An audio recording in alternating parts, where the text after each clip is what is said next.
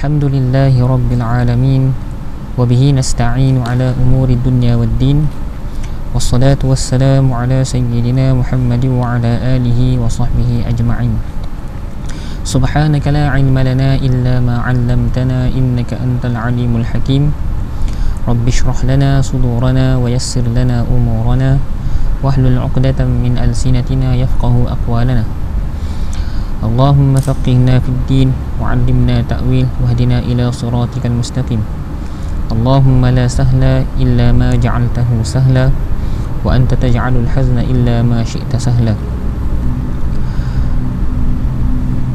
قال الله سبحانه وتعالى في كتابه العزيز أعوذ بالله من الشيطان الرجيم بسم الله الرحمن الرحيم إن الله لا يستحيي أن يضرب مثلا ما بعوضة فما فوقها فأما الذين آمنوا فيعلمون أنه الحق من ربهم وأما الذين كفروا فيقولون ماذا أراد الله بهذا مثلا يضل به كثيرا ويهدي به كثيرا وما يضل به إلا الفاسقين الذين ينقضون عهد الله من بعد ميثاقه ويقطعون ما أمر الله به أن يوصل ويفسدون في الأرض أولئك هم الخاسرون صدق الله العظيم. Muslimin muslimat, tuan-tuan dan puan-puan yang dirahmati Allah Subhanahu wa taala, marilah kita sama-sama merafakkan kesyukuran kehadirat Allah Subhanahu wa taala kerana dengan limpah kurnia dan rahmat serta inayahnya kita telah diberikan kesempatan demi kesempatan untuk kita menghadapi bulan Ramadan, dan alhamdulillah kita telah sampai pada hari yang ke-27 dalam keadaan kita sedar ataupun tidak. Dan bagi orang-orang yang bersungguh-sungguh dalam mengejar bulan Ramadan, untuk apa? Untuk melaksanakan ibadah, maka mereka tidak akan mensia-siakan waktu dan peluang yang diberi kepadanya, dan hari demi hari mereka akan menggunakan kesempatan ini untuk mereka merebut pahala dan juga kelebihan yang Allah Subhanahu wa taala janjikan melalui lidah Nabi sallallahu alaihi wasallam. Muslimin muslimat yang dirahmati Allah Subhanahu wa taala, dan kebiasaannya pada hujung-hujung bulan Ramadan sering kali kita kedengaran lagu-lagu raya kan. Ini nak menjadikan bahawasanya kita sebagai umat Islam ni sudah tidak sabar untuk kita menyambut hari raya Aidilfitri, yang mana ia merupakan kemenangan umat Islam kan, hari yang mana kita kembali kepada fitrah. Muslimin muslimat yang dirahmati Allah Subhanahu wa taala, tidak menjadi satu kesalahan untuk kita bersiap siaga untuk menghadapi bulan Syawal, tetapi janganlah kita dengan kesibukan tersebut membuatkan kita terlupa bahawasanya kita masih lagi berada di dalam bulan, kita masih lagi dalam perjuangan, dalam kita perjuangan melawan hawa nafsu kita ini ya. Dia ibarat orang dalam peperangan, musuh belum sempat berundur, belum habis berundur, mereka dah bersukaria, sibuk untuk mengejarkan harta ghanimah, sehingga menyebabkan apabila mereka leka dengan ghanimah, maka mereka pada asalnya mereka berjaya mengaut keuntungan tu, tetapi disebabkan dengan kelalaian mereka, musuh tadi melihat mereka dalam keadaan leka dengan harta, lalu pada akhirnya mereka rugi. Orang Islam tu rugi. Baik, muslimin muslimat yang dirahmati Allah Subhanahu wa taala, pada hari ini kita akan kongsikan bersama-sama berkaitan dengan firman Allah Subhanahu wa taala di dalam surah Al-Baqarah pada ayat ke-26 dan 27 ya. Firman Allah Subhanahu wa taala, innallaha la yastahyi an yadriba mathalan ma ba'udatan fama fawqaha. Sesungguhnya Allah Subhanahu wa taala tidak malu untuk membuat perumpamaan membuat perumpamaan berupa nyamuk atau yang lebih rendah daripada itu, fama fawqaha, ataupun yang lebih rendah dari itu. Fa ammal ladzina amanu faya'lamuna annahu al-haqqu min rabbihim, adapun orang-orang yang beriman maka mereka yakin bahawa perumpamaan itu benar dari Tuhan mereka. Wa ammal ladzina kafaru fayaquluna madza aradallahu bihadza masalah, dan adapun orang-orang yang kafir, apabila mereka mendengar perumpamaan tersebut, lalu mereka akan mempersoalkan, mereka akan mengatakan, apa maksud Allah menjadikan ini untuk perumpamaan? Mereka mempersoalkan pula kan. Baik.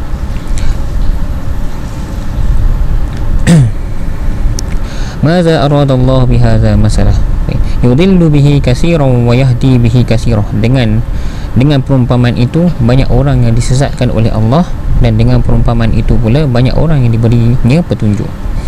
Wa ma yudillu bihi illa al-fasiqin, dan tidaklah disesatkan dengan perumpamaan tersebut kecuali illa al-fasiqin, orang-orang yang fasik.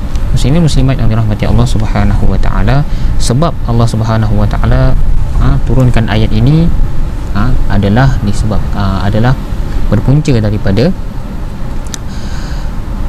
beberapa orang Allahumma salli ala sayyidina Muhammad, orang-orang munafik, berpunca daripada orang-orang munafik.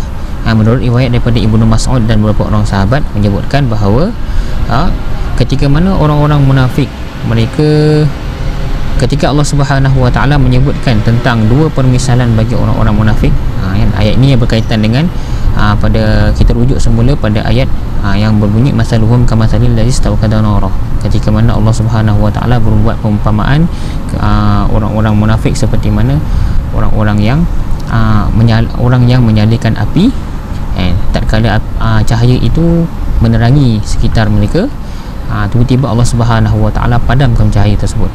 Dia berumpama orang nakkan cahaya, tetapi mereka tidak mengambil manfaat daripada cahaya tersebut. Jadi bila mana orang-orang munafik ni mendengar firman Allah Subhanahu wa taala masaluhum kamasalil ladzi istawqada nara pada ayat ke-17, dan firman Allah Subhanahu wa taala aw qasayyibin minas sama', kan Allah taala buat perumpamaan yang kedua adalah seperti langit yang Allahumma salli, hujan yang turun daripada langit.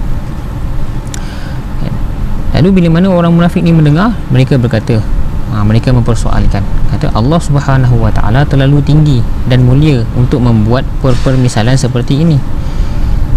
Bila mereka mempersoalkan perumpamaan yang Allah Subhanahu wa taala beri, maka Allah Subhanahu wa taala pun turunkan ayat ini dan kata apa, sampailah firman-Nya humun khasirun, dan Allah Ta'ala turunkan ayat tadi masaluhum kamasalil ladzi istawqada nara, sampailah ayat kepada humun khasirun, mereka itulah orang-orang yang rugi. Baik. Yang kedua, menurut sebab nuzul juga, dia ada menyebutkan bahawasanya daripada Qatadah meriwayatkan bahawa Allah tidak malu terhadap kebenaran untuk menyebutkan sesuatu baik yang kecil maupun yang besar, dan ketika Allah menyebutkan lalat dan laba-laba di dalam kitabnya, maka orang-orang yang sesat itu mengatakan, apa maksud Allah menyebutkan ini? Maka Allah menurunkan ayat sedemikian. Wallahu alam.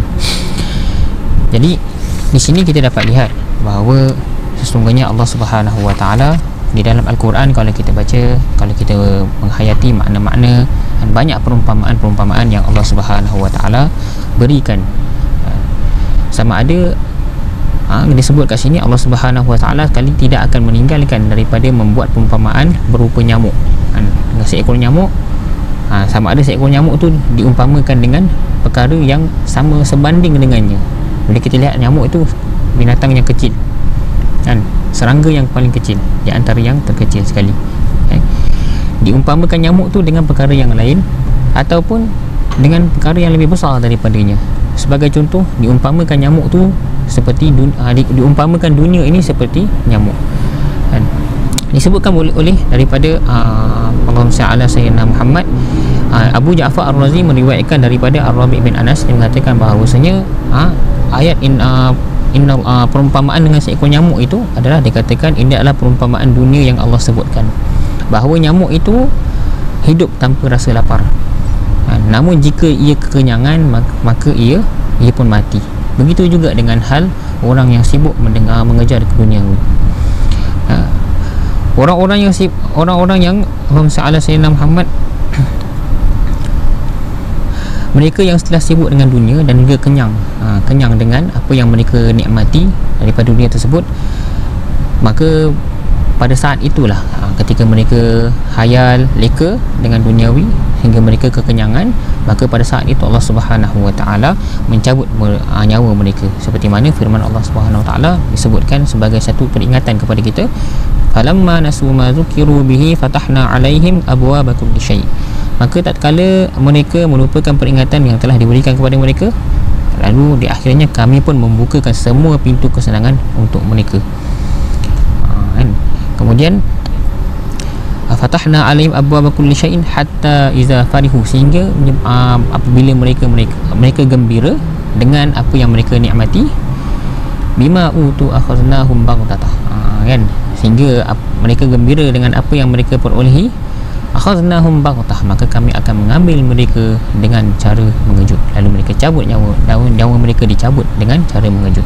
Jadi wal iyazubillah. Itu satu perumpamaan yang Allah Ta'ala beri kepada manusia. Namun Allahumma salli ala sayyidina Muhammad, apabila Allah Subhanahu wa Ta'ala memberikan perumpamaan sedemikian, perumpamaan seekor nyamuk, kan, benda-benda yang paling kecil, kan. Okey, jadi kita lihat kat sini ada hikmah, ada kebijaksanaan yang Allah Subhanahu wa Ta'ala membuat satu Allah Subhanahu wa Ta'ala menjadikan satu perkara itu tadi, pasti ada hikmahnya, dan daripada kalamullah ni pun mesti ada hikmah di sebaliknya.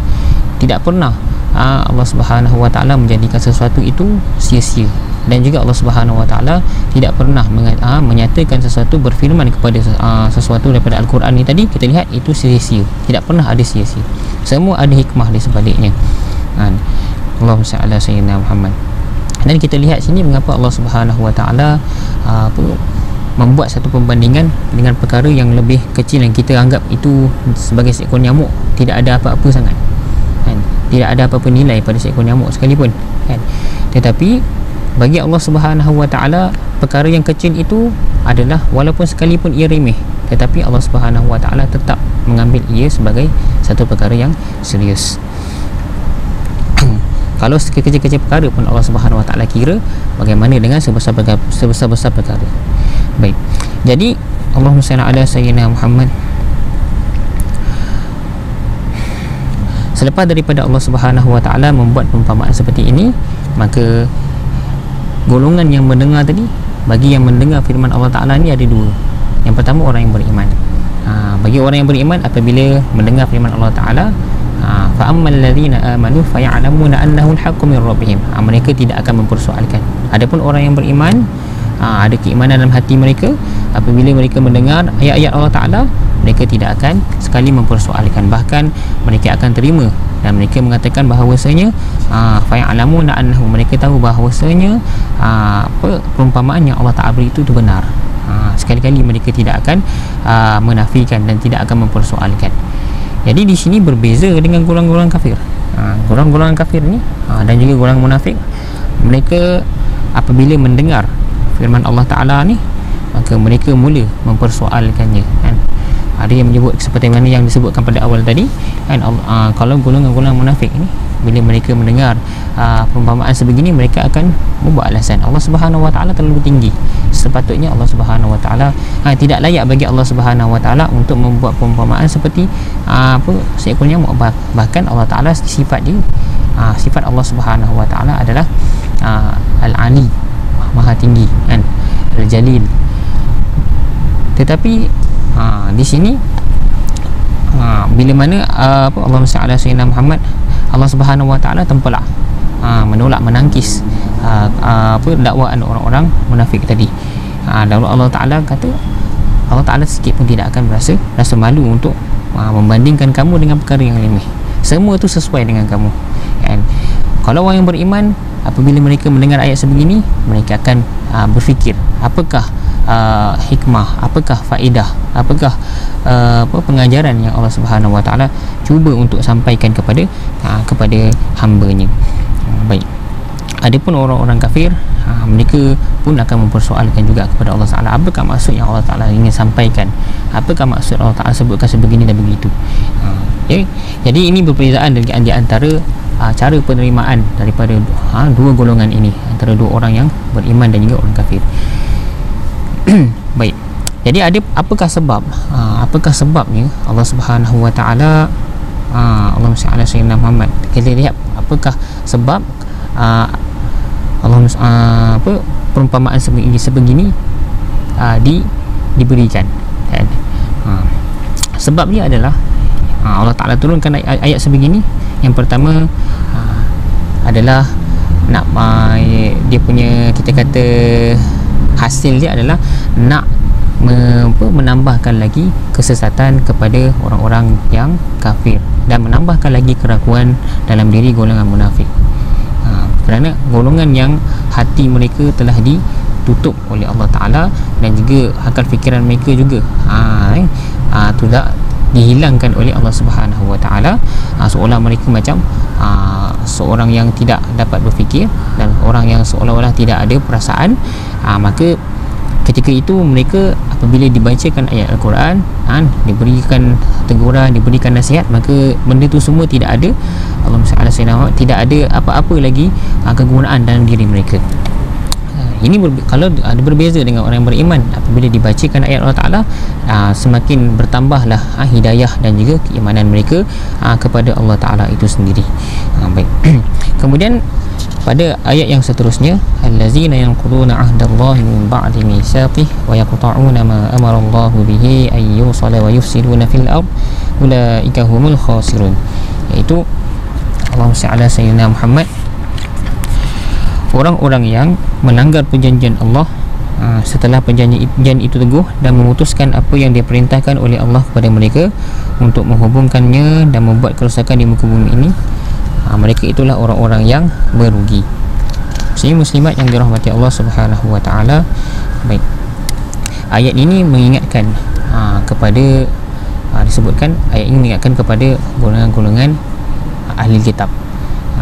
Sebagian riwayat menyebutkan golongan kepada ahli kitab, yang mana mereka suatu ketika dahulu telah mengikat janji dengan Allah Subhanahu Wa Taala, iaitu untuk mentaati perintah Allah dan juga tidak melakukan kerosakan di muka bumi Allah Subhanahu Wa Taala. Tetapi sampai satu masa mereka sendiri telah mengingkari perjanjian mereka. Pada ayat ini juga Allah Subhanahu Wa Taala ini memberitahu tentang satu golongan yang mana mereka telah melanggar perjanjian mereka. Yang mana perjanjian ini kita boleh lihat dia terbahagi kepada dua, iaitu perjanjian secara fitrah, itu sejak mereka diciptakan. Perjanjian fitrah ni adalah disebutkan kat sini adalah iaitu sewaktu mereka berada, sewaktu semasa kita semua ni berada dalam alam roh, manusia ni berada dalam alam roh lagi, dan dikatakan ketika mana saatnya roh ni nak ditiupkan ke dalam janin tadi, maka ketika itu Allahumma salli ala sayyidina Muhammad, Allah Subhanahu Wa Taala mengambil saksi daripada kita semua tentang apa, iaitu tentang ketuhanan, keesaan Allah Ta'ala. Allah Ta'ala berfirman dalam Al-Quran, wa iz akhadha rabbuka min bani adama min zuhurihim dzurriyyatahum wa ashhadahum ala anfusihim. Allah Ta'ala kata kami dan manusia itu tadi membuat persaksian atas diri mereka. Kata apa? Alastu bi rabbikum. Sebetulnya semasa perjanjian semasa berada di alam arwah. Alastu bi rabbikum, bukankah aku ni Tuhan kamu? Itu perjanjian tauhid kepada Allah Subhanahu Wa Taala, itu mengesahkan Allah Taala. Bukankah aku ini Tuhan kamu? Allah Taala kata, qalu bala syahidina. Maka kita semua ni mengatakan apa? Ya, bala, bahkan syahidina, kami menjadi saksi. Tetapi saat kita masuk ke dalam dunia ni, kita dah lahir, dan kita telah dilahirkan di muka bumi ni, maka ingatan itu tadi telah ditutup. Tetapi perkara tersebut disimpan di dalam, disebut kat sini adalah perkara tersebut telah disimpan di dalam fikiran kita dan juga Allahumma salli ala sayyidina Muhammad, perasaan kita disebut kat sini. Sebab itulah kalau kita lihat bagi orang yang tidak ada agama, mereka ada pun orang yang bukan Islam, ada sebahagian daripada golongan mereka ni tadi akan mencari, berusaha juga untuk mencari kebenaran, mencari ketenangan, dan ketenangan dan juga kebenaran yang mereka cari itu tidak lain tidak bukan secara fitrahnya, bila direnungkan, mereka akan memperolehi adalah setelah mereka melihat ajaran Islam itu sendiri, dan mereka telah mendengar syiar-syiar Islam, dan tidak lain tidak bukan mereka akan dapat melalui setelah mereka meluk agama Islam. Baik, yang kedua disebut kat sini perjanjian dari sudut agama. Kalau perjanjian dari sudut fitrah tadi adalah perjanjian kita dengan Allah Ta'ala sewaktu di alam ruh, dan ada pun perjanjian dari sudut agama pula. Ini adalah dia fokuskan kepada perjanjian bersama Ahlul Kitab. Ahlul Kitab itu sendiri, perjanjian dari sudut apa? Apabila bangkitnya Nabi SAW, apabila bangkitnya selepas daripada mereka itu Rasul, hendaklah mereka beriman, mempercayai Rasul tersebut, dan juga hendaklah mereka memperakui kenabiannya, dan juga mereka hendaklah mereka mengimani kerasulannya, membenarkan mukjizatnya, dan kemudian seterusnya ikutilah dia. Tetapi apa yang terjadi pada zaman Rasulullah SAW, bila kita lihat, kita baca sirah ketika mana Nabi SAW sampai di Madinah, ada juga di kalangan ahli kitab Yahudi, mereka tidak pun beriman dengan Nabi SAW. Bahkan mereka juga, Allahumma salli ala sayyidina Muhammad, mereka cuba untuk menentang ajaran Nabi SAW. Allahumma salli ala sayyidina Muhammad. Dan di sini perjanjian disebut kat sini adalah perjanjian secara fitrah. Baik. Dan Allahumma salli ala sayyidina berkenaan dengan perjanjian mereka yang lain, banyak ada disebutkan di dalam surah-surah Al-Quran, surah-surah Al-Baqarah ini tadi. Dalam surah Al-Baqarah sini ada menyebutkan tentang perjanjian mereka. Di antaranya adalah yang pertama, janganlah mereka menumpahkan darah, maksudnya mereka jangan berbunuh-bunuhan.